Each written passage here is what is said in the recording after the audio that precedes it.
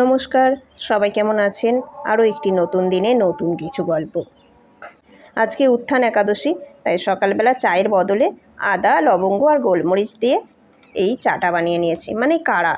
তার সাথে লম্বা লম্বা করে ফ্রেঞ্চ ফ্রাইয়ের মতো আলুটাকে কেটেছি, সেদ্ধ করে ঘিয়ে ভেজে নিয়েছি, আর তার সাথে বাদামগুলো ঘিয়ে ভেজে নিয়েছি সন্ধক লবণ দিয়ে।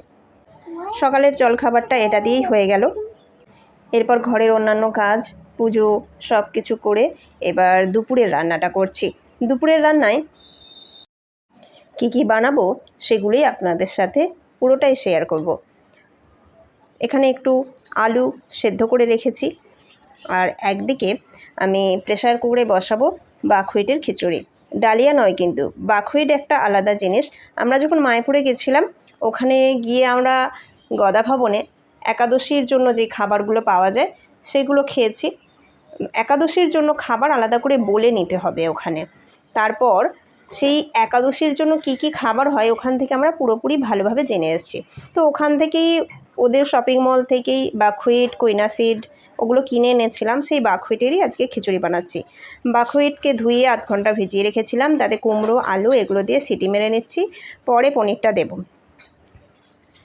আর একদিকে দুধটাকে ভালো করে গরম করে লেবু দিয়ে ছানা কাটিয়ে সেটাকে একটু মানে আমাদের একটু মিষ্টি খাওয়ার খুব ঝোঁক, সব কিছুর সাথে একটু মিষ্টি না হলে, মানে খাওয়ার শেষে একটু মিষ্টি না হলে হয় না। তো আজকে তো রসগোল্লা খেতে নেই, কারণ ওতে ময়দা থাকে।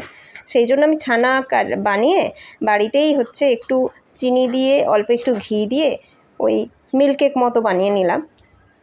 আর এদিকে আলু সেদ্ধ আলুর সাথে একটু আদা, কাঁচা লঙ্কা আর একটু গোলমরিচ আর সাবু, এটাকে পরিমাণ মতো সন্ধক লবণ দিয়ে ভালোভাবে মেখে এইভাবে কাটলেটের মতো করে ঘি দিয়ে এপিট ওপিট খুব ভালো করে অনেকটা সময় নিয়ে খুব ভালো করে এটাকে ভেজে নেব। আর একদিকে বাকহুইটটা কীভাবে করছি সেটাই দেখাবো। বাকহুইটটা তো প্রেসার কুকারে 6টার মতো সিটি মেরেছি। এবার কড়াই একটু ঘি দিয়ে তাতে একটু আদা আর কাঁচা লঙ্কা ফোড়ন দিয়ে অল্প একটু হলুদ দিয়েছি, দিয়ে বাকহুইটটা তুলে দিলাম আর পনিরগুলোও দিয়ে দিয়েছি। এটা হচ্ছে বাকহুইটের খিচুড়ি। ডোডোর পাপাকে এখন খেতে দিলাম। বাকহুইটের খিচুড়ি, সাবুর কাটলেট, বাদাম, তার সাথে অল্প একটু ফল আর ওই খেজুর, আর তার সাথে ছানার ওই মিষ্টিটা। একাদশীতে যারা নির্জলা উপবাস করেন তাদের ব্যাপারটা তো আলাদা, কিন্তু যারা না খেয়ে থাকতে পারেন না তারা এইভাবে একাদশীর অনেক খাবার হয় যেগুলো একটু বানিয়ে খেয়ে নিলেই একাদশীটা করা সম্ভব হয় প্রত্যেকের পক্ষেই। তবে একাদশীতে কিন্তু ডালিয়া খাওয়া চলে না, যেহেতু ওটা গম থেকে তৈরি। তবে পঞ্চশস্য বাদ দিয়ে অনেক কিছুই খাওয়া চলে।